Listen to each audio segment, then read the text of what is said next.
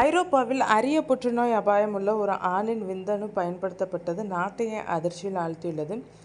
இதில் முழுவதும் 67 குழந்தைகளை கருத்தரிக்க செய்துள்ளனர். அந்த நபரின் விந்தணுவில் கருத்தரித்த குழந்தைகளில் புற்றுநோய் இருப்பது ஆய்வில் கண்டறியப்பட்டுள்ளது. இதன் காரணமாக 8 ஐரோப்பிய நாடுகளைச் சேர்ந்த 46 குடும்பங்களைச் சேர்ந்த 67 குழந்தைகள் பரிசோதிக்கப்பட்டனர். இந்த அரிய மாறுபாடு 23 குழந்தைகளில் கண்டறியப்பட்டது. அவர்களில் 10 பேருக்கு புற்றுநோய் இருப்பது கண்டறியப்பட்டது. இதில் கேன்சர் செல்களான லுக்கேமியா மற்றும் ஹாட்ச்கின் அல்லாத லிம்போமா பாதிப்பு வழக்குகளும் அடங்கும்.